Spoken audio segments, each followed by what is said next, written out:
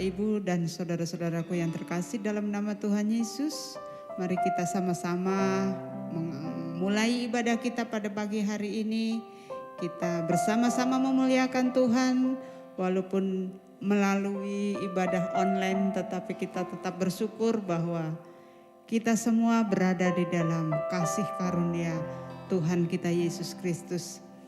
Kita akan angkat satu pujian, mengejar hadir-Mu sebagai awal dari pembukaan ibadah kita pada pagi hari ini.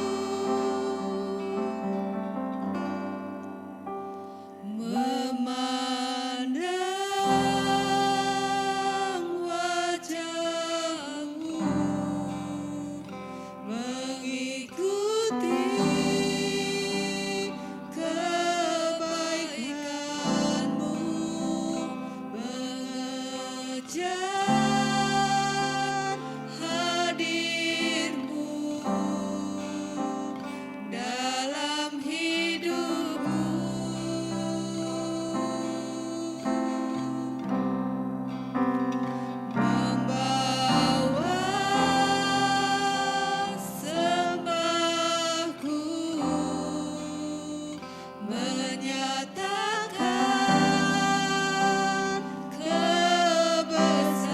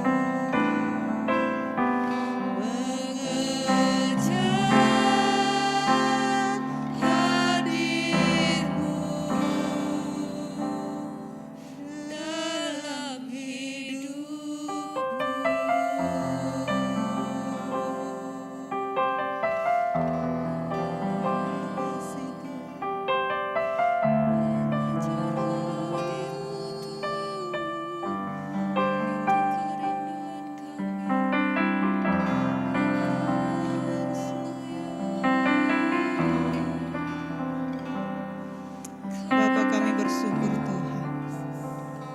Kami bersyukur buat kebaikan-Mu. Kami bersyukur buat kehadiran-Mu. Kami bersyukur buat kemurahan dan karya-Mu di dalam kehidupan kami Tuhan. Kalau kami boleh ada saat ini, semua itu oleh karena kuat dan kuasa-Mu Tuhan. Kalau kami ada boleh saat ini Tuhan Yesus, semua itu oleh karena anugerah Tuhan yang Tuhan berikan dalam kehidupan kami. Kami bersyukur Tuhan. Kami bersyukur setiap penyertaan-Mu itu senantiasa nyata di dalam setiap hidup kami. Saat ini kami datang Tuhan. Kami mau memuliakan nama-Mu. Kami mau mengagungkan nama-Mu Tuhan Yesus. Layakkan setiap kami Tuhan. Layakkan setiap kami Yesus. Kami mau memulai ibadah kami pada pagi hari ini Tuhan. Dari awal, pertengahan, hingga akhirnya nanti Tuhan sertai ibadah ini. Tuhan ambil alih ibadah ini agar ibadah ini boleh berkenan di hadapan-Mu Tuhan. Pakai setiap kami yang mengambil bagian di dalam pelayanan pada hari ini Tuhan Yesus. Kiranya kasih-Mu Tuhan Yesus senantiasa menyertai setiap kami Tuhan. Terima kasih Bapa yang baik, terima kasih Tuhan. Di dalam nama Tuhan Yesus kami berdoa dan bersyukur. Haleluya. Amin. Haleluya, berikan kemuliaan buat Allah kita. Haleluya. Mari kita memuji Tuhan, kita mau naikkan pujian dari pulau dan benua.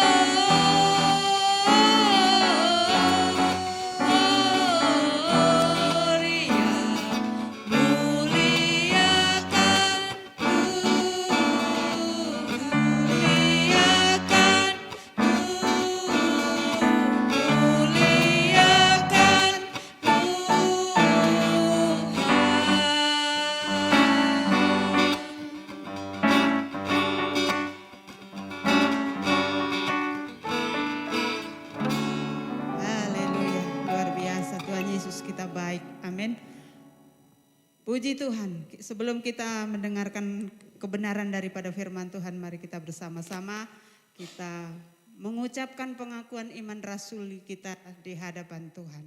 Hitungan ketiga kita mulai, 1, 2, 3, iya. Aku percaya kepada Allah Bapa yang Maha Kuasa, pencipta langit dan bumi, dan kepada Yesus Kristus anaknya yang tunggal Tuhan kita, yang dikandung dari Roh Kudus, lahir dari perawan Maria, yang menderita sengsara di bawah pemerintahan Pontius Pilatus, disalibkan, wafat dan dimakamkan, turun ke dalam kerajaan maut. Pada hari yang ketiga bangkit pula dari antara orang mati, naik ke surga, duduk di sebelah kanan Allah Bapa yang Maha Kuasa. Dari sana ia akan datang kembali untuk menghakimi orang yang hidup dan yang mati. Aku percaya Roh Kudus, gereja yang kudus dan am, persekutuan orang kudus, pengampunan dosa, kebangkitan tubuh dan hidup yang kekal. Amin. Haleluya.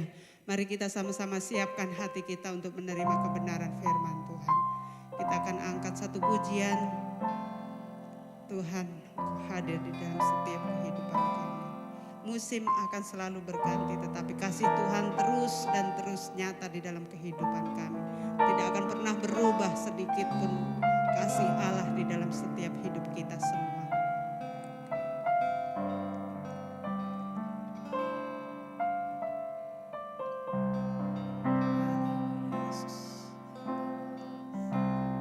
Musim akan selalu berganti, kasih Tuhan tetap abadi.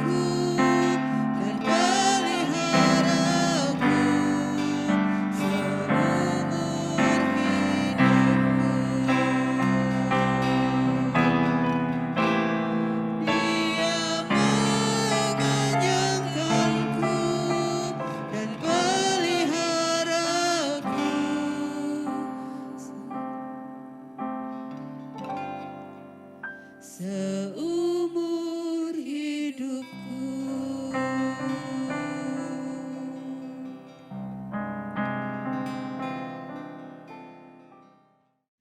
Shalom, selamat pagi Bapak Ibu yang kasih dalam Tuhan. Puji Tuhan, kita bersyukur pada Tuhan karena kita dianugerahi kesempatan untuk bisa beribadah meskipun via online, tapi saya percaya semua tidak mengurangi sukacita dan bahagia kita bersama-sama. Mari kita tundukkan kepala, kita berdoa sebelum kita menyimak kebenaran firman Tuhan. Tuhan Yesus yang penuh kasih, kami bersyukur padamu untuk kesempatan indah yang Kau anugerahkan bagi kami untuk menghadap hadirat-Mu lewat ibadah pada pagi hari ini. Kami persiapkan hati, jiwa, roh, dan seluruh badan kami untuk kami persembahkan kepadamu. Dengan kerendahan hati kami mohon kepadamu Tuhan, kuduskan, sucikan, tahirkan kami, basuh kami dengan darah anak-Mu yang tunggal Yesus Kristus, Tuhan dan Juru Selamat kami, agar kami layak dan pantas dan berkenan di hadapan-Mu. Ampuni segala dosa dan kekurangan dan kesalahan kami, agar kami Tuhan layak untuk mendapat bagian kekudusan yang Kau anugerahkan, layak menjadi bejana yang siap untuk Kau berkati. Di dalam nama-Mu Tuhan Yesus, berkati umat-Mu, berkati firman-Mu, berkatilah hamba-Mu, pakailah hamba yang tidak apa-apanya menjadi alat yang indah berkenan di hadapan-Mu, perlengkapi dengan hikmat, marifat, kuasa, otoritas, wibawa dan karakter ilahi. Kekang dan kendalikanlah, kuasai dan bibir mulut hamba-Mu Tuhan, agar setiap huruf ataupun kalimat yang Kau izinkan terucap, jangan satu pun dari pikiran ataupun rekayasa hamba-Mu, tetapi biarlah semuanya boleh mengalir dengan indah dari surga, penuh rahmat dan kuasa dalam Kau diagungkan, dipermuliakan, dan hasil akhirnya kami yang mendengarkan menyampaikan boleh sama-sama diberkati, sehingga firman ini berdampak bagi setiap kami, menjadi berkat bagi kami, memotivasi kami, menjadikan kami alat yang indah berkenan di hadapan-Mu. Di dalam nama Tuhan Yesus kami siap menyambut firman-Mu. Haleluya. Amin. Puji Tuhan Bapak Ibu kasih dalam Tuhan, kita bersyukur kalau kita boleh kembali bersama-sama menikmati kebenaran firman Tuhan. Kita memasuki pada bulan Desember, di mana kita pada bulan ini dengan tema memaksimalkan kekristenan kita. Nah, sebagai orang percaya, sebagai anak Tuhan, sudah sepantasnya dan seharusnya kita bersama-sama menjadi orang Kristen yang sungguh-sungguh, tidak lagi, bukan waktunya lagi untuk menjadi Kristen yang setengah-setengah, apalagi Kristen yang standar-standar, tapi kita harus memaksimalkan kekristenan kita. Untuk itu kita akan merenungkan firman Tuhan yang terambil dari kitab 1 Korintus pasal yang ketiga ayat yang ke-16. Izinkan saya membacakan bagi Bapak Ibu yang kasih dalam Tuhan. 1 Korintus 3 ayat 16 berbunyi sebagai berikut. Tidak tahukah kamu bahwa kamu adalah bait Allah dan bahwa roh Allah diam di dalam kamu. Puji Tuhan Bapak kasih dalam Tuhan, firman Tuhan ini mengingatkan kepada kita bahwa kita ini mendapat kehormatan yang istimewa dari Tuhan, yaitu kita orang berdosa ini dikuduskan oleh Tuhan, ditahirkan oleh Tuhan melalui darah Yesus Kristus anak yang tunggal, dan kita diberi kesempatan untuk mendapat bagian dalam kekudusan Tuhan, yaitu kita dijadikan sebagai tempat, wadah atau sebagai bait di mana roh Allah yang kudus itu diam di tengah-tengah kita, diam di dalam kita. Oleh karena itu, izinkan saya memberi judul tema khotbah kita pada pagi hari ini, menjadi wadah bagi kekudusan dan kemuliaan Allah. Sebagai orang Kristen, kita harus bisa menempatkan diri kita sebagaimana yang Tuhan inginkan dan Tuhan kehendaki. Baru saja firman Tuhan dengan jelas mengatakan bahwa kita ini adalah bait Allah. Kita ini adalah rumah Allah. Kita ini adalah satu pribadi yang di dalam diri kita, Tuhan yang maha tinggi, Tuhan yang maha agung, Tuhan yang tidak terbatas itu berkenan diam di dalam kita. Dengan demikian saya simpulkan, kita ini oleh Tuhan diberi hak istimewa, dijadikan wadah, dijadikan tempat untuk kekudusan dan kemuliaan Tuhan, tinggal, diam, dan berada bersama-sama dengan kita. Nah, oleh karena itu, sebagai orang Kristen, kita ini sudah dijadikan oleh Tuhan menjadi tempat di mana roh Allah diam dalam kita. Itu artinya roh Allah, roh kudus, roh yang maha tinggi itu menghuni, mendiami diri kita. Nah, oleh karenanya sebagai orang Kristen, kita harus menyadari bahwa roh Allah diam di dalam kita, maka kita harus juga menyadari bahwa roh Allah itu bekerja lewat diri kita, lewat tutur kata kita, lewat perbuatan kita, lewat keseharian kita. Nah, oleh karena itu ada beberapa poin yang perlu kita renungkan bersama-sama pada kesempatan yang indah pagi ini. Yang poin pertama yang akan menjadi pokok renungan kita adalah orang percaya mendapat kehormatan istimewa. Sekali lagi poin pertama, lewat renungan kita dari 1 Korintus 3:16 ini kita diingatkan sebagai orang percaya kita mendapat kehormatan istimewa. Sebagai orang percaya kita mendapat kehormatan yang sangat istimewa dari Tuhan, yaitu di mana Tuhan yang adalah Allah yang maha tinggi, maha kudus dan maha mulia itu berkenan diam di dalam diri kita yang berdosa ini.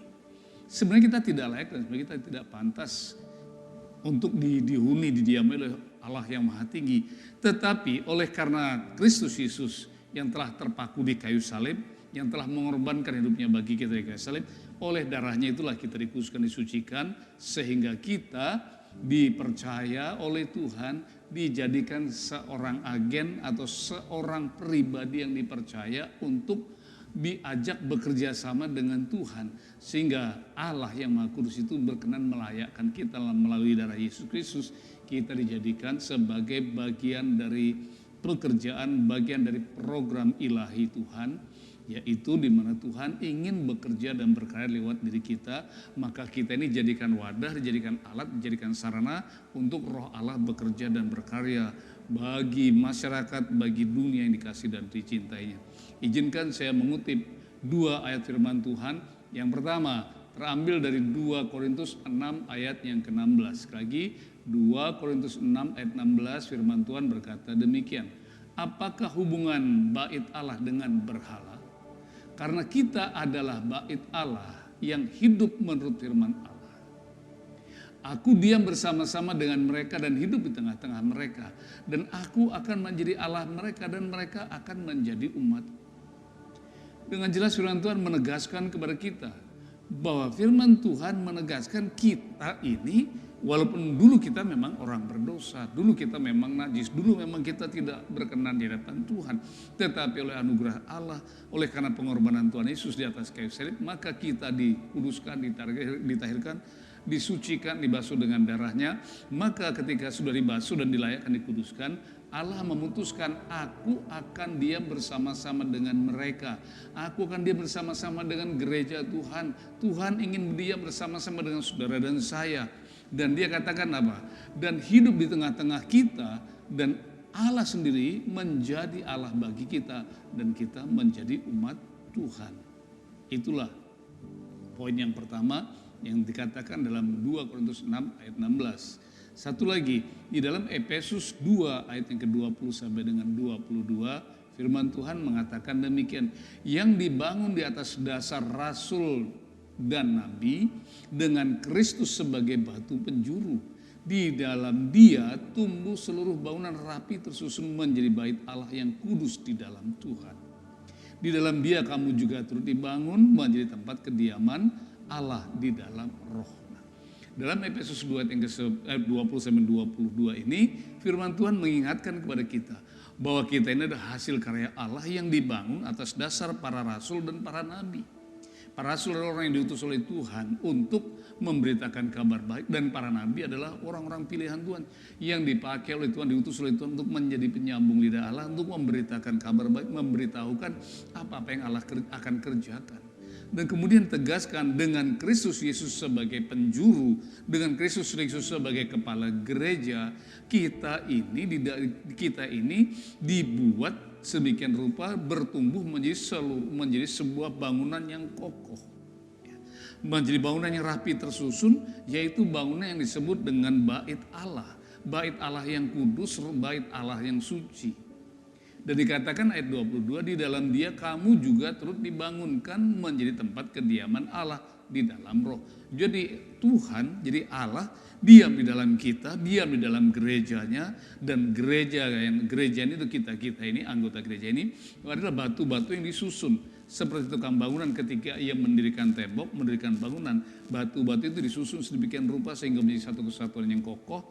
Kemudian setelah bangunan itu selesai, maka penghuninya masuk ke dalamnya. Nah, inilah gambaran yang digambarkan oleh Paulus bahwa kita ini adalah keluarga besarnya yang dipersatukan dan diatur, ditata oleh Tuhan sendiri Yesus Kristus, dijadikannya kita sebagai sebuah bangunan, dan bangunan itu adalah bangunan ilahi, bangunan rohani, dan Kristus sendiri, Tuhan sendiri diam di tengah-tengah kita sebagai Allah dan kita sebagai umatnya. Oleh karena itu, sebagai gereja Tuhan, sebagai batu-batu yang disusun oleh Tuhan, sebagai bangunan yang dibentuk, dijadikan dan dibangun oleh Tuhan sebagai bait Allah, maka kita diberi tugas dan tanggung jawab untuk menjaga dan memelihara kekudusan dan kesucian hidup kita secara maksimal. Ya, sekali lagi, kita diberi tugas dan tanggung jawab untuk menjaga dan memelihara agar kekudusan dan kesucian hidup kita benar-benar kita kerjakan secara maksimal. Izinkan saya mengutip sekali lagi 1 Korintus 3:16 dikatakan, tidak tahukah kamu bahwa kamu adalah bait Allah dan bahwa roh tu Allah diam di dalam kamu. Nah, karena roh Allah diam di dalam kita, karena kita adalah bait Allah, maka kita saya bisa katakan atau saya bisa ilustrasikan bahwa kita harus bisa menempatkan diri sebagai wadah, sebagai tempat, sebagai rumah di mana roh Allah diam dalam kita. Nah, ketika roh Allah diam di dalam kita, maka kita harus menjaga memelihara kekudusan kesucian ini agar roh Tuhan bisa merasa nyaman tinggal di dalam kita. Ya. Oleh karena itu sekali lagi kita wajib menjaga kekudusan kesucian kita secara maksimal. Bagaimana caranya supaya kita bisa menjaga agar kita bisa secara maksimal bisa menjaga kekudusan kesucian kita secara maksimal seperti Tuhan inginkan? Izinkan saya mengingatkan dalam kitab Injil Yohanes pasal yang ke-15 ayat yang ke-5 sampai ayat yang ke-8, firman Tuhan mengatakan demikian. Akulah pokok anggur dan kamulah ranting-rantingnya. Barang siapa tinggal dalam aku dan aku dalam dia, ia akan berbuat banyak. Sebab di luar aku kamu tidak dapat berbuat apa-apa. Ini mengingatkan satu perkara yang penting. Bahwa kita ini adalah tanaman-tanaman anggur yang menjadi milik Tuhan. Tuhanlah yang menanam kita dan Tuhanlah yang menjadi pokok anggurnya. Sementara kita adalah ranting-rantingnya. Sebagai ranting, tugas dan tanggung jawab kita adalah yang pertama tertanam di dalam pokok.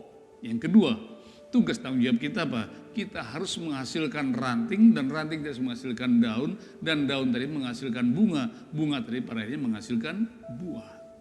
Nah, korelasi atau hubungan ini akan terjadi mesra, terjadi dengan intim kalau kita merendahkan diri, kita merendahkan hati, kita tetap setia kepada Tuhan, maka kesucian Tuhan, kekudusan Tuhan, kemuliaan Tuhan itu akan mengalir dalam diri kita, sehingga kalau kita yang dulu berdosa kemudian kita diubahkan menjadi ciptaan baru, maka proses itu membutuhkan kerjasama antara Tuhan dengan kita. Tuhan yang berkarya, kita memberi diri untuk dibentuk, untuk diproses, untuk dijadikan seperti yang Tuhan inginkan. Ya, kita memberi diri ditanamkan di dalam pokok anggur, kemudian kita berkomitmen untuk tetap tinggal dalam Dia, dan ketika kita tinggal dalam Dia, maka kita akan bisa menghasilkan buah. Apa buah yang dimaksudkan? Buah yang dimaksudkan adalah kekudusan dan kesucian. Karena apa? Karena kita tidak bisa memproduksi kekudusan dan kesucian itu dengan kekuatan kita sendiri. Tetapi kekudusan kesucian itu adalah hasil karya Allah yang bekerja dalam diri kita. Sehingga kita hanya menjadi pribadi yang tidak berbuat apa-apa, hanya sebagai objek penerima. Nah, sebagai objek penerima kita punya tanggung jawab menjaga, memelihara. Saya sudah ingatkan bahwa kita sebagai wadah, maka jadilah wadah untuk menampung hal-hal yang positif, hal-hal yang mempermuliakan Tuhan, itu kekudusan kesucian Tuhan. Karena itu Tuhan Yesus mengingatkan dalam ayat yang ke-6 Yohanes 15 dikatakan demikian. Barang siapa tidak tinggal di dalam aku, ia dibuang keluar sama seperti ranting dan menjadi kering, kemudian dikumpulkan orang dan dicampakkan ke dalam api lalu dibakar. Barang siapa tidak tinggal dalam aku, berarti kalau kita memisahkan diri dari hubungan kita dengan Tuhan, kalau kita tidak bisa menjaga, memelihara harmonisasi kita dengan Tuhan, maka Tuhan akan meninggalkan kita. Ilustrasi sederhana begini, bangunan yang dibangun semegah mungkin, seindah mungkin, ketika tanpa penghuni, maka bangunan itu dalam kurun waktu tertentu akan roboh dan hancur dan tidak ada gunanya lagi. Tetapi bangunan yang dibangun dengan investasi yang mahal tadi, kalau ada penghuninya dan penghuninya merawat dengan baik, maka bangunan itu akan tetap indah, akan tetap kokoh dan tetap berdiri dan bisa dihuni dan layak untuk dihuni. Demikian juga kita. Ketika kita menempatkan diri kita dengan rendah hati dan menyadari bahwa kita orang berdosa dipulihkan oleh Tuhan, kita dikuduskan oleh Tuhan, disucikan oleh Tuhan, maka kita menempatkan diri dan menjaga hubungan kita dengan Tuhan agar tetap harmonis. Maka Tuhan supaya kita harus menciptakan suasana supaya Tuhan tetap merasa nyaman berkorelasi atau berhubungan dengan kita, berintim, bermesra dengan kita, maka Tuhan akan tetap tinggal dalam kita. Tetapi kalau Tuhan kecewa dengan kita dan Tuhan meninggalkan kita, maka genaplah apa yang dikatakan Tuhan Yesus dalam Yohanes 5:15 ayat yang ke-6 yang mengatakan, barang siapa tidak tinggal dalam aku, ia dibuang keluar sama seperti ranting dan menjadi kering, kemudian dikumpulkan, orang dicampakkan ke dalam api lalu dibakar. Demikian juga hal ini berhubungan erat dengan apa yang dikatakan 1 Korintus 3:16 tadi. Roh Tuhan akan tetap tinggal di dalam kita kalau kita menjaga kenyamanan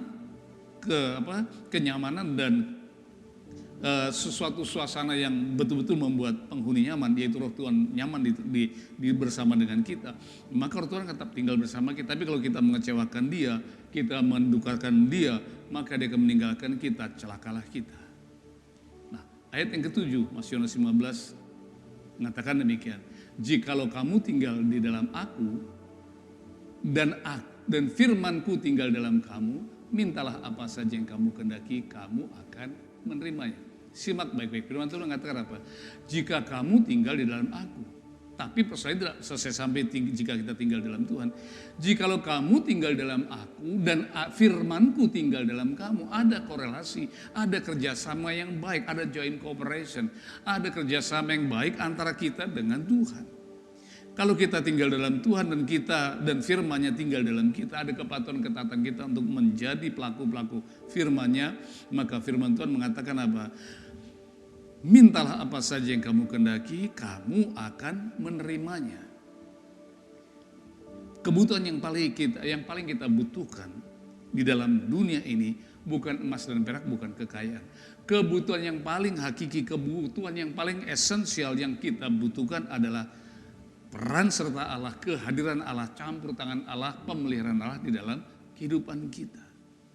Apa gunanya kita punya emas dan perak, punya segala sesuatu, tapi tanpa Yesus semua itu aja sia-sia belaka. Firman Tuhan dengan tegas mengatakan, apa gunanya engkau memiliki seisi dunia ini tapi jiwamu binasa. Engkau bisa memiliki segala sesuatu tapi tanpa Yesus hidupmu bagaikan songgok sampah yang tidak ada nilainya. Tapi pagi ini firman Tuhan mengatakan apa? Dengan jelas, jikalau kamu tinggal dalam aku dan firmanku tinggal dalam kamu, minta apa saja yang kamu kehendaki, maka kamu akan menerimanya. Dan izinkan saya mengingatkan, apa yang pantas Anda inginkan, apa yang paling pantas Anda gumuli dan Anda perjuangkan untuk miliki, bukan emas dan perak, tapi yang harus Anda perjuangkan, harus kita upayakan, harus kita miliki menjadi milik utama kita, milik yang paling berharga kita adalah kehadiran Tuhan, peran serta Tuhan, campur tangan Tuhan, keberadaan Tuhan dalam hidup kita. Berbahagialah kita karena Tuhan sudah memilih kita dan menjadikan kita, melayakkan kita untuk dijadikannya sebagai bait Allah, sebagai wadah di mana Tuhan berkenan tinggal dalam diam di dalam kita. Gunakanlah kesempatan ini sebaik mungkin, manfaatkan kesempatan ini semaksimal mungkin. Oleh karena itu, jangan pernah mengecewakan Tuhan. Dalam Yohanes 15 ayat 8 firman Tuhan mengatakan, dalam hal inilah Bapakku dipermuliakan, yaitu jikalau kamu berbuah banyak, dengan demikian kamu adalah murid-murid. Korelasi intim dengan Tuhan, hubungan yang akrab dengan Tuhan, yang membuat Roh Allah diam di dalam kita, akan membuat kita menghasilkan buah-buah yang lebat. Apakah buah yang dimaksud dengan buah di sini? Yang dimaksud dengan buah di sini yaitu buah-buah roh seperti yang dikatakan dalam Galatia pasal 5 ayat yang ke-22 sampai dengan yang selanjutnya. Nah, itulah poin yang pertama. Jadi poin yang pertama kita diingatkan bahwa kita mendapat kehormatan untuk menjadi tempat di mana Roh Allah diam dan berkarya dalam kehidupan kita. Karena itu manfaatkan kehadiran Tuhan dalam kehidupan kita semaksimal mungkin. Jadilah hamba Tuhan yang maksimal, jadilah orang percaya maksimal, jadilah orang yang beriman maksimal, jadilah orang yang patuh dan taat kepada Tuhan secara maksimal. Milikilah dan bangunlah hubungan yang intim, yang mesra, yang akrab dengan Tuhan semaksimal mungkin. Kalau itu kita kerjakan, maka kita akan seperti ranting anggur yang tertanam dengan baik, yang menghasilkan buah, dan apapun yang kita minta kepada Tuhan, Tuhan akan mengabulkan kita. Dan ingat satu perkara, apa yang paling kita butuhkan bukan emas dan perak, tetapi yang paling kita inginkan adalah keintiman dengan Tuhan, keakraban dengan Tuhan, hubungan dengan Tuhan. Kita masuk pada poin yang kedua. Poin yang kedua dikatakan, poin yang kedua sebagai berikut.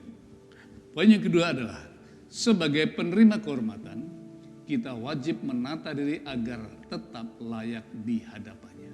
Ya, sekali lagi, kalau dalam 1 Korintus 3:16 dikatakan bahwa kita adalah bait Allah, itu berarti kita mendapat kehormatan istimewa dari Tuhan. Kita mendapat kepercayaan surgawi, kita mendapat kepercayaan ilahi. Nah, sebagai penerima kehormatan, maka kita juga punya tanggung jawab. Setiap pemberian, setiap kita menerima sesuatu yang berharga, itu ada konsekuensi, ada tanggung jawabnya. Sebagai contoh, dulu ketika saya masih belum berkeluarga, saya pernah berpikir, saya pernah bayar kalau saya punya anak, saya punya istri, saya punya keluarga. Ternyata Tuhan memberkati. Ketika Tuhan memberkati saya dengan seorang istri, ternyata ada tanggung jawab yang harus saya pikul dan harus saya kerjakan. Tanggung jawab yang pertama ketika saya mendapat seorang istri, tanggung jawab saya adalah membahagiakan istri saya. Ketika saya mempunyai istri, Tuhan, saya punya pemikiran kalau cuma berdua saya sepi, saya pengen punya anak. Ketika Tuhan berkati dengan anak, ternyata anak juga menimbulkan konsekuensi. Saya punya tanggung jawab apa? Tanggung jawab untuk mendidik anak saya, tanggung jawab untuk mensejahterakan anak saya, tanggung jawab untuk membesarkan mereka, tanggung jawab untuk mendidik mereka, tanggung jawab menyekolahkan mereka, bahkan tanggung jawab untuk memberi mereka makan, kebutuhan, dan lain sebagainya. Intinya, setiap kita menerima apapun yang berharga dari Tuhan, itu ada tanggung jawab di balik apa yang kita terima. Nah, karena itu pada poin kedua ini izinkan saya memberikan judul sebagai penerima kehormatan kita wajib menata diri agar kita layak di hadapan Tuhan. Karena itu kita harus menata diri kita agar kita layak menjadi wadah bagi kemuliaan Tuhan. Nah, untuk menjaga agar kita bisa menjadi wadah yang layak, agar kita bisa menjadi mitra kerjasama dengan surga yang pantas untuk kita, yang melayakkan kita dan kita bisa pantas menjadi bagian dari pekerjaan Allah yang kudus tadi, maka kita wajib menjaga diri kita. Nah, oleh karena itu sebagai orang yang mendapat kehormatan surgawi, kita mendapat tugas dan tanggung jawab ilahi. Apa itu? Tugas tanggung jawab ilahi itu adalah kita wajib hidup kudus, yaitu hidup berpadan dengan gaya hidup Kristus. Jadi sekali lagi, sebagai mitra Allah, kita wajib menjaga hubungan kita dengan Tuhan. Nah, karena kita bermitra dengan Tuhan, Tuhan Yesus pernah mengatakan demikian, marilah kepadaku engkau yang letih lesu, aku akan beri kelegaan, pikulah kuk yang kupasang karena bebanku ringan. Ketika Tuhan berbicara tentang kuk, itu Tuhan berbicara tentang 2 ekor lembu. Seekor lembu yang sudah terbiasa untuk dipasangi kuk, dipakai untuk menarik mata bajak. Sementara yang satu adalah lembu yang belum terbiasa. Nah, lembu yang belum terbiasa dikenakan kuk, tadi ketika dipasang kuk di lehernya, pasti yang pertama dia akan memberontak terus dan berusaha melarikan diri. Tetapi ketika ia terus berjalan sejalan dengan lembu yang senior tadi, maka lembu yang junior dengan lembu senior tadi lama-lama akan bisa kerjasama. Artinya apa? Artinya begini, Tuhan ingin agar hidup kita berpadanan dengan Kristus, agar hidup kita sama seperti Kristus, agar langkah kita seirama dengan langkah Kristus, agar pikiran kita seirama dengan pikiran Kristus, tutur kita sejalan dengan Kristus, dan seluruh hidup kita sejalan selaras dengan Kristus. Jadi poin A dari poin yang kedua tadi, ya, karena poin A dari poin yang kedua ini adalah menjalani hidup yang selaras dengan panggilan. Efesus 4 ayat yang pertama firman Tuhan mengatakan demikian. Sebab itu aku menasihatkan kamu. Aku orang dipenjarakan karena Tuhan, supaya kamu hidup sebagai orang-orang yang telah dipanggil berpadanan dengan panggilan itu. Jadi kita dipanggil oleh Tuhan bukan hanya untuk sekedar menjadi orang percaya. Kita dipanggil oleh Tuhan bukan hanya sekedar untuk menjadi calon untuk masuk surga. Tetapi dipanggil oleh Tuhan kita juga punya tanggung jawab, punya kewajiban. Oleh karena itu kita harus menyadari tugas dan kewajiban kita.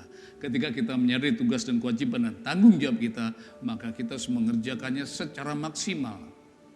Apa tugas kita? Tugas kita adalah dikatakan demikian, supaya hidupmu sebagai orang-orang yang telah dipanggil berpadanan dengan panggilan itu. Tuhan ingin sebagai orang yang dipanggil, kita harus menjalani panggilan itu semaksimal mungkin. Oleh karena itu sebagai orang percaya, kita dipanggil untuk mendapat bagian yang hanya dikhususkan bagi orang-orang kudus Tuhan. Sebagai orang-orang yang dipanggil untuk mendapat bagian yang hanya dikhususkan bagi orang-orang kudus Tuhan, maka kita wajib, sekali lagi kita wajib memelihara kehormatan surgawi yang Tuhan kenakan kepada kita. Kita wajib menjaga dan memelihara kekudusan kesucian Tuhan yang Tuhan bungkuskan kepada kita. Roma 3:23 dengan jelas mengatakan bahwa kita semua sudah kehilangan kemuliaan Allah. Karena dosa kita membuat kita kehilangan kemuliaan Allah, tetapi karena kepengorbanan Kristus di kayu salib, karena darah Yesus yang tercurah di kayu salib, maka apa? Maka kemuliaan Allah tadi dibungkuskan lagi, dikenakan, diselimutkan kepada kita, dijadikan suatu penutup buat kita. Nah, itu harus kita jaga, harus kita pelihara kehormatan dan kemuliaan itu dengan cara apa? Dengan cara hidup benar di hadapan Tuhan. Karena itu izinkan saya mengutip nasihat Petrus di dalam 2 Petrus 1 ayat yang ke-10 yang mengingatkan kita demikian.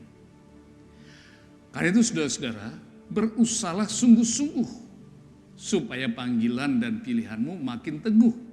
Sebab jikalau kamu melakukannya, kamu tidak akan pernah tersandung. Dengan indah Petrus mengingatkan kepada kita, banyak orang yang tersandung. Kenapa? Karena tidak maksimal di dalam meresponi panggilan Tuhan. Tidak sungguh-sungguh, tidak berusaha semaksimal mungkin untuk memelihara, berusaha untuk menyelaraskan diri dengan Kristus. Kita kenal dengan istilah apa? Sok akrab, sok kenal, sok dekat, sok intim. Jangan sampai kita terjebak dengan sok intim dengan Tuhan, sok akrab dengan Tuhan, sok mesra dengan Tuhan. Ternyata kita sesungguhnya justru menjauh dari Tuhan, dan orang seperti ini dengan mudah tersandung, terjatuh dan terkapar dan sulit untuk bangun lagi. Karena itu sekali lagi, karena itu berusahalah sungguh-sungguh. Lebih-lebih karena usahamu untuk meneguhkan, supaya apa? Meneguhkan panggilanmu, supaya panggilan dan pilihanmu makin kokoh, makin teguh, sehingga kamu tidak mudah jatuh, tidak mudah tersungkur, tidak mudah terpeleset, tidak mudah terantuk batu. Yang kedua, poin yang B, implementasi. Implementasi dari menjalani hidup yang selaras dengan panggilan. Firman Tuhan dalam Efesus 4 ayat kedua sampai dengan 6, firman Tuhan mengatakan demikian. Ya, Efesus 4 ayat 2 sampai 6 mengatakan, hendaklah kamu selalu rendah hati, lemah lembut, sabar, tunjukkanlah kasihmu dalam hal saling membantu. Mengimplementasikan apa yang dikatakan oleh Petrus, supaya kita berusaha dengan sungguh-sungguh, supaya kita berjuang lebih sungguh lagi, supaya kita memaksimalkan kekristenan kita. Caranya bagaimana? Cara memaksimalkan kekristenan kita agar kita peringkat kita agar semakin setara dengan Kristus, agar hidup kita semakin selaras dengan Kristus. Yang pertama-tama diperintahkan oleh Tuhan, hendaklah kamu selalu rendah hati.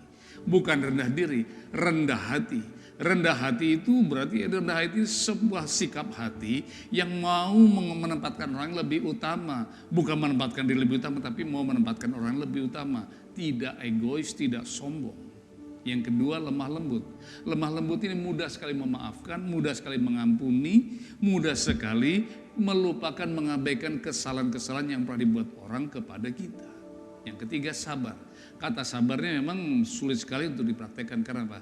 Karena kata sabar ini merupakan kata yang tidak disukai orang. Kenapa? Kata sabar ini adalah satu, kalau dalam bahasa Indonesia kira-kira begini. Kata sabar ini terjemahkan dari satu kalimat yang intinya kita rela menderita untuk kurun waktu yang tidak ditentukan. Kita rela menderita bukan karena kesalahan kita rela menanggung kesalahan orang lain, kita rela menanggung penderitaan akibat kecerobohan orang lain, dan kita tidak boleh bersungut dan kita tidak boleh bertanya sampai kapan. Itu yang dimaksud dengan sabar. Kemudian dikatakan implementasi selanjutnya adalah tunjukkanlah kasihmu dalam hal saling membantu. sebagai orang percaya, sebagai tubuh Kristus, sebagai bait suci, kita harus bisa menjadi agen kasih. Kita harus bisa menjadi wadah yang bisa menampung segala keluh kesah, segala penderitaan, kesusahan orang lain. Dan itu kita tunjukkan lewat apa? Tunjukkan lewat kasih dalam hal saling membantu. Seringkali dunia ini lebih senang apa? Lebih senang memanipulasi orang, memanfaatkan orang demi kepentingan pribadi kita, memanipulasi keadaan orang seolah-olah menolong, tapi sebenarnya kita manfaatkan orang itu untuk kepentingan kita. Tetapi anak Tuhan, tetapi orang Kristen, tetapi orang yang di dalam Kristus, tapi sebagai tubuh Kristus, sebagai orang yang dipercaya oleh Tuhan untuk hadir dalam kehidupan kita, kita harus merubah pola kita, yaitu kita harus menunjukkan kasih kita dalam hal saling membantu. Ayat yang ketiga, Efesus pasal yang keempat mengatakan demikian, dan berusahalah memelihara kesatuan roh oleh ikatan damai sejahtera. Memelihara kesatuan roh oleh ikatan damai sejahtera, artinya apa? Kesatuan roh itu ya, roh bukan tubuhnya. Kalau soal kesatuan tubuh, kita bisa duduk bersama-sama dalam kerukunan bersama-sama. Tapi belum tentu roh kita dalam kesatuan. Artinya apa? Roh kita bisa masing-masing. Artinya apa? Hati kita belum tentu menyatu. Tubuh bisa bersatu tapi hati tidak menyatu. Nah itulah hubungan yang celaka. Tuhan tidak menginginkan hal itu. Tuhan ingin agar keintiman kita, kekerabatan kita, kesatuan kita diikat oleh tali kasih, diikat oleh damai sejahtera. Kemudian ayat yang keempat, satu tubuh, satu roh sebagaimana kamu telah dipanggil kepada satu pengharapan yang terkandung dalam panggilanmu. Satu Tuhan, satu iman, satu baptisan, satu Allah, satu Bapa dari semuanya. Allah di atas semua dan oleh semua di dalam semua. Artinya apa? Semua tadi harus kita miliki, harus kita terapkan, harus kita manifestasikan lewat kehidupan kita sehari-hari. Jadi kata-kata rendah hati itu bukan hanya sekedar kata-kata, tapi kerendahan hati itu harus kita praktekkan lewat tutur kata kita, lewat pemikiran kita, lewat rencana kita, lewat tindak tanduk kita, lewat semua yang kita lakukan. Harus kita mencerminkan kerendahan hati, kelemah lembutan, kesabaran, dan selanjutnya. Padanya kita sampai pada poin yang ketiga, kita mendapat kehormatan sebagai wadah di mana roh Allah tinggal dalam kita, maka kita harus mengerti di mana kita ini dipilih oleh Tuhan untuk menjadi wadah, menjadi tempat di mana kemuliaan Tuhan itu ditumpahkan di atas kita, dipenuhkan di atas kita, dan itu harus bisa dinikmati dan dilihat oleh masyarakat yang ada di sekeliling kita. Karena itu, sebagai penerima kehormatan, kita wajib menempatkan diri kita sebagai wadah di mana kekudusan Kristus dapat terpancar melalui kehidupan kita. Dan itu harus bisa terpancar lewat keseharian kita. Maaf bicara, jangan hanya di gereja kita tampil kudus, jangan hanya di mimbar kita tampil suci, jangan hanya di lingkungan orang Kristen kita tampil sebagai kumpulan malaikat, tetapi di luar kumpulan itu, di luar gereja, di luar mimbar, kita menjadi maaf bicara, menjadi anggota majelis. Atau anggota majelis, maaf ya, ini istilah saya tapi jangan jadikan pedoman.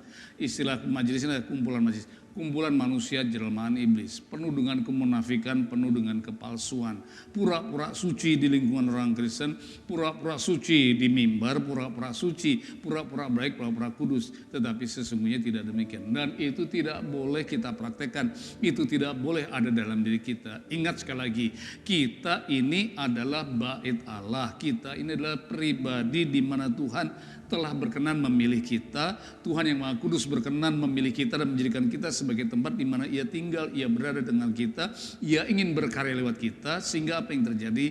Orang tidak melihat Allah, tetapi orang melihat kita. Dan ketika orang melihat tingkah laku kita, tutur kata kita yang mencerminkan tabiat Allah, mencerminkan karakter Kristus, itu yang Tuhan inginkan. Jadi dengan demikian, apa yang Tuhan inginkan adalah agar orang dapat melihat, orang bisa menikmati, orang bisa merasakan kehadiran Kristus di tengah-tengah keberadaan kita.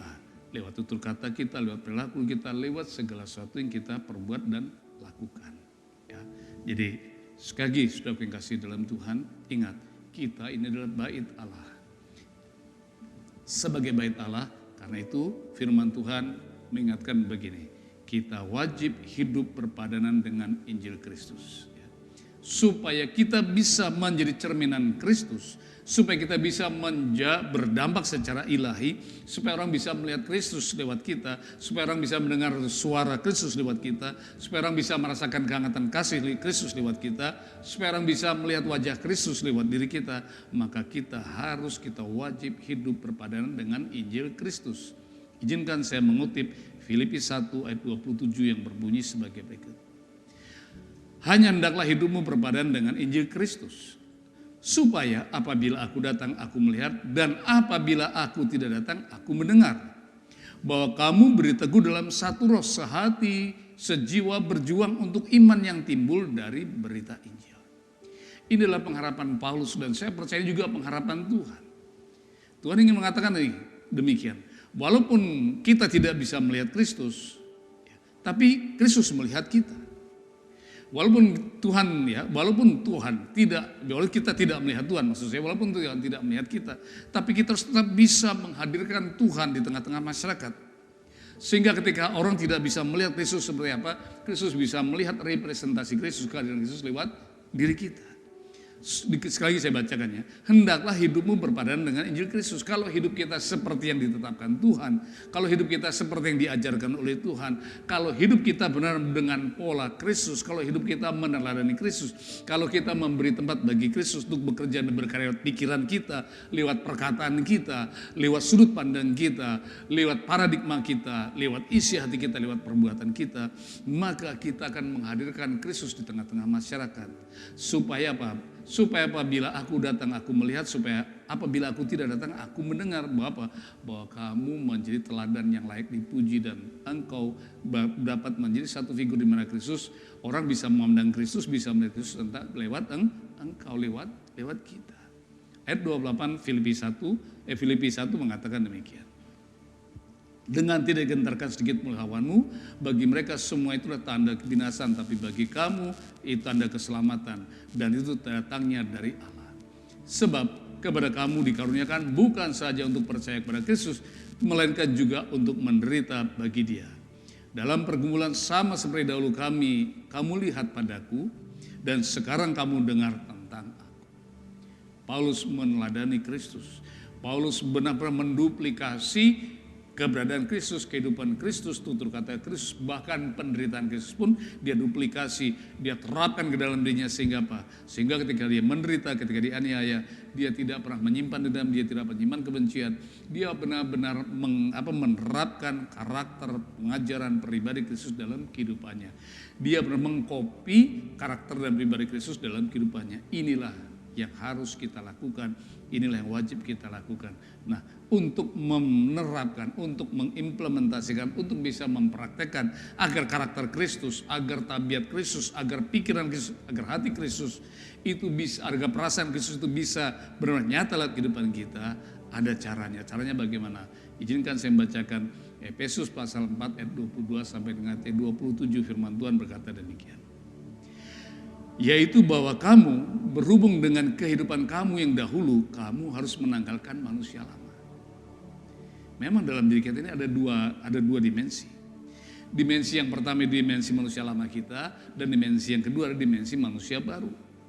Nah, karena di dalam diri kita ada dua dimensi, ada dua karakter, ada dua tabiat, ada dua pribadi yang berusaha untuk bertahan dalam diri kita, maka kita harus mengalahkan satu supaya yang satu bisa bertahan, yang satu bisa disingkirkan. Izinkan saya memberikan sebuah ilustrasi. Ya, kebetulan saya suka anjing, saya pelihara anjing. Ya, ilustrasi begini, kalau saya punya 2 ekor anjing, yang satu jahat, yang satu galak, yang satu suka menyerang, bahkan saya pun diserang. Yang satu anjingnya menurut, anjingnya taat, anjingnya nggak pernah dia dekat sekali, intim sekali dengan saya, bahkan saya pukul pun dia tetap dekat saya. Nah, ketika saya punya 2 anjing seperti ini, saya harus memilih mana yang saya harus tetap pelihara dan mana yang harus saya singkirkan. Tentu sebagai orang bijak, saya tidak akan mempertahankan anjing yang buas, anjing yang jahat, anjing yang tidak bisa diatur, anjing yang selalu bahkan dikasih makan pun menyerang saya. Saya tidak akan pelihara, saya tidak akan pertahankan anjing yang satu.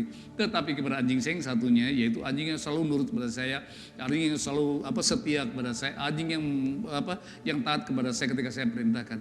Inilah yang akan saya pelihara, inilah yang akan saya rawat, akan saya pertahankan, bahkan saya pelihara sampai dia benar-benar menjadi bagian hidup saya yang tidak terpisahkan.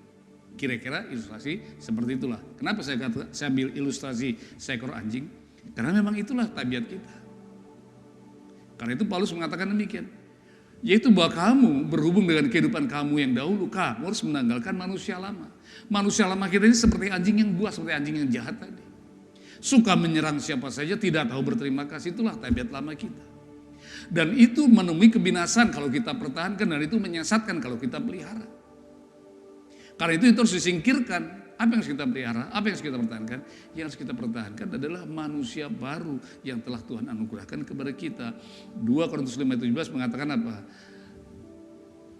Persebarang siapa dalam Kristus, ia adalah ciptaan baru, yang lama sudah berlalu, yang baru sudah datang. Artinya, tabiat lama kita, manusia lama itu sudah dikuburkan, mati bersama dengan Kristus. Dan sekarang kita ciptaan baru, kita harus hidup baru, hidup di dalam dimensi yang baru, yaitu apa? Kristus yang hidup dalam kita, dan kita harus makin berkurang.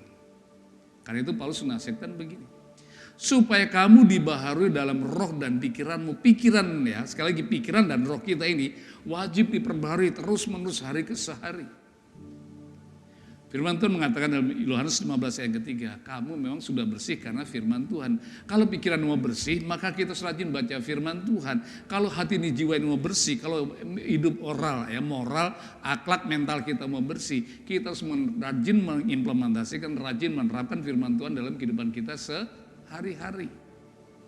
Oleh karena itu, ayat 24 Efesus 4 mengatakan, dan mengenakan manusia baru yang telah diciptakan menurut kehendak Allah di dalam kebenaran, dalam kekudusan yang sesungguhnya.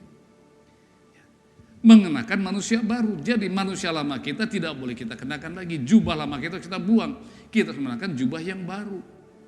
Dengan jubah yang baru, dengan atribut yang baru yang diciptakan oleh Allah menurut kehendak Allah di dalam kebenaran dan di dalam kekudusan.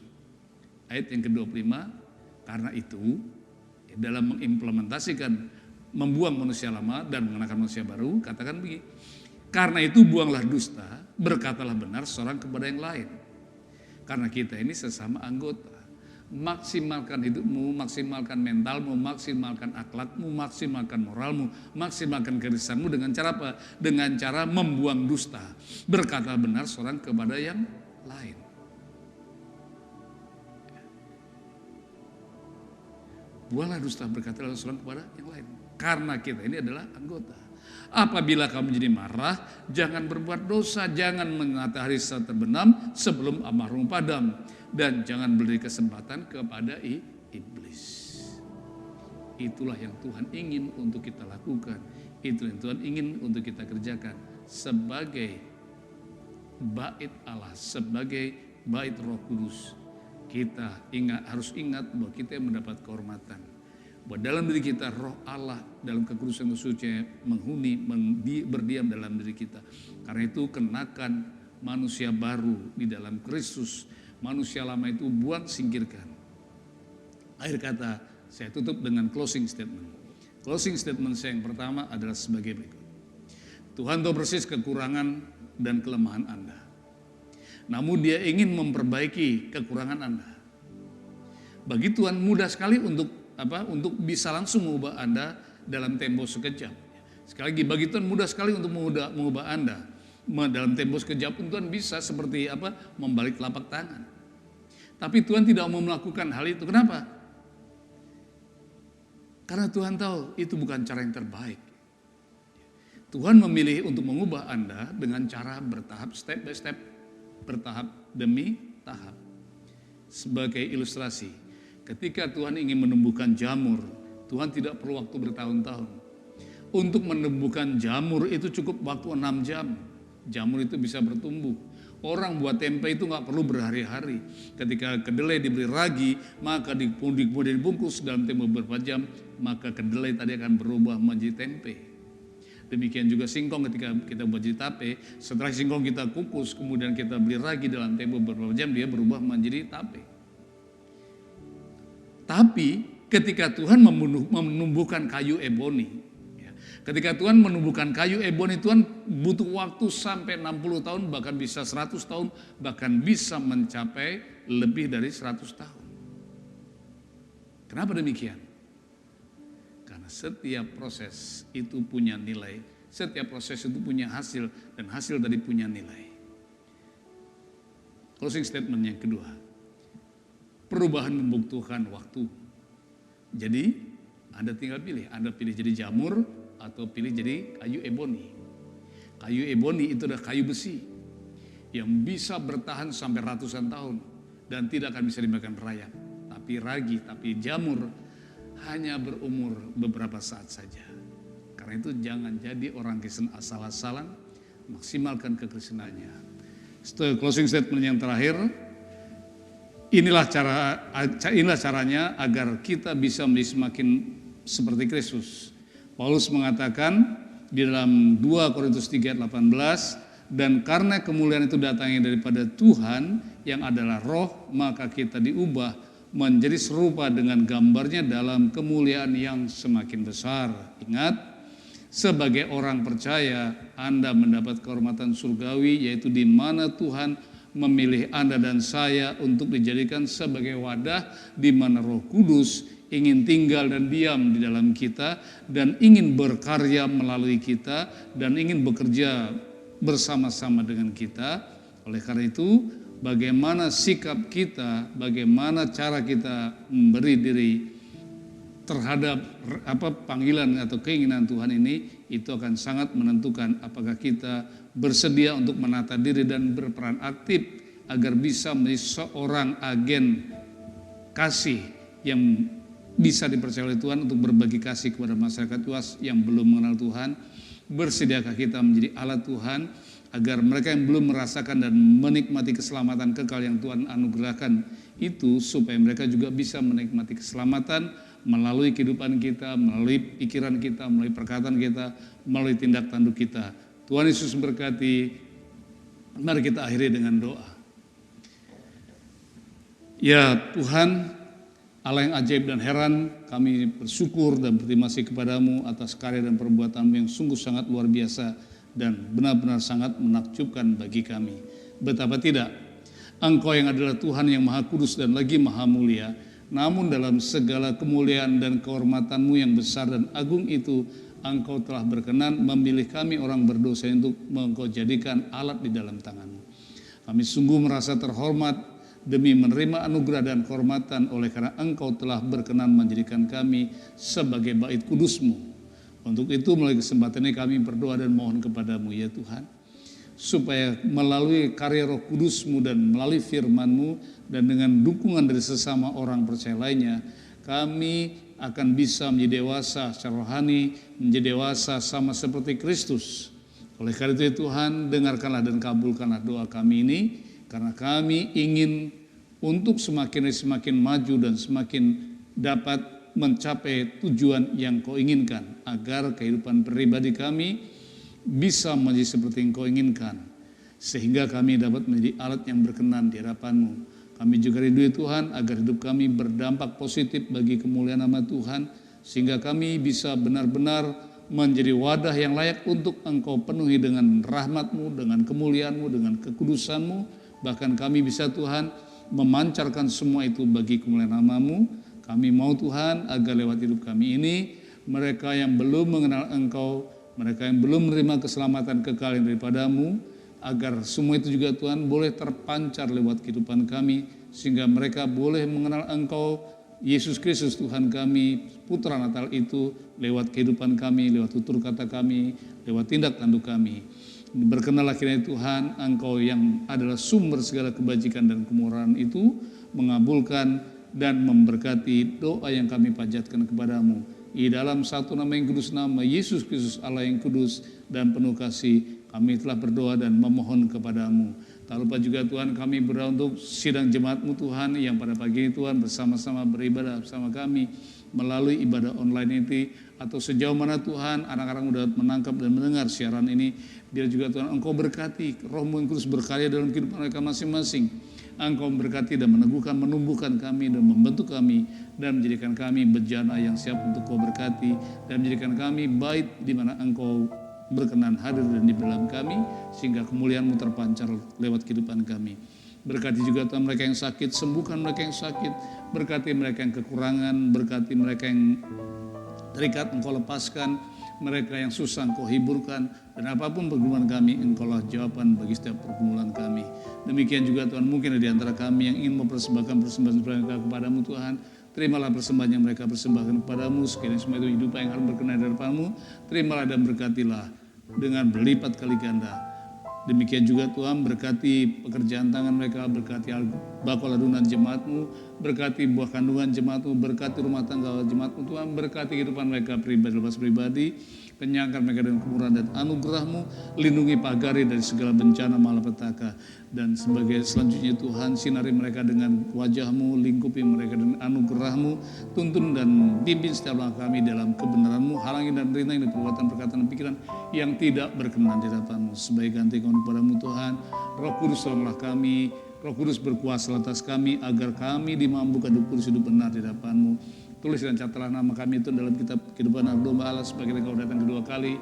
Jangan satu pun dari kami Tuhan tereliminasi, tapi biarlah kami semua Tuhan Engkau beri tempat dan Engkau layakkan untuk menyambut-Mu dan tinggal bersama Engkau dalam kemuliaan dan keabadian, karena itu demi kerinduan dan iman kami sepanjang masa. Di dalam kelemahan kekurangan kami Tuhan, ampuni segala kesalahan kami. Terima kasih Bapa. Menyerahkan juga lingkungan di mana kami tinggal, berada kesejahteraan, sejahtera lingkungan kami, kesejahteraan kami juga.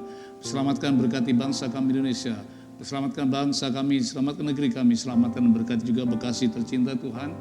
Berkati juga Israel Tuhan kesejahteraan, berkati Israel dengan kemakmuran, berkati Israel Tuhan dengan keselamatan. Karena Israel telah mengenal Engkau, maka kami memberkati Israel dengan doa-doa kami. Di dalam nama-Mu Tuhan Yesus Kristus yang telah mengajar kami berdoa, kami bersyukur padamu. Bapa kami dalam surga, dikuduskan nama-Mu, datanglah kerajaan-Mu, jadilah kehendak-Mu di bumi seperti dalam surga. Berikanlah pada kami makan kami secukupnya, dan ampunlah segala dosa kesalahan kami, seperti kami pun juga mengampuni yang bersalah kepada kami. Dan jangan bawa masuk dalam pencobaan, tapi lepaslah kami dari yang jahat, karena Engkau yang punya kerajaan, kuasa, dan kemuliaan sampai selama-lamanya. Amin. Sidang jemaat saleh-saleh kekasih dan permata Tuhan, mari kita akhiri ibadah kita, mari kita arahkan hati kita kepada yang kudus, dan arahkan hatimu kepada yang kudus, angkatlah kedua tanganmu, dan terimalah berkat damai sejahtera Allah Bapa, kasih karunia Putra yang tunggal, kasih sayang penyertaan pemberian dan anugerah, dan kasih sayang Roh Kudus yang menyertai memelihara berkatimu, mulai pagi ini sampai selama-lamanya. Maranatha, Tuhan menjemput gerejanya. Kerajaan-Mu datanglah, kehendak-Mu hendak jadilah. Kerajaan-Mu datanglah, kehendak-Mu jadilah, di bumi seperti di surga. Kerajaan-Mu datanglah, kehendak-Mu jadilah, di bumi seperti di surga. Muliakanlah Raja, segala raja, penguasa di udara diruntuhkan. Biarlah nama Tuhan ditegakkan sekarang, kemuliaan kuasa-Nya atas kita. Kerajaan-Mu datanglah, kehendak-Mu jadilah, di bumi seperti di surga. Di bumi seperti di surga. Di bumi seperti di surga. Selamat hari Minggu dan Tuhan Yesus memberkati. Mari kita masuk dalam satu sejenak. Tuhan Yesus memberkati.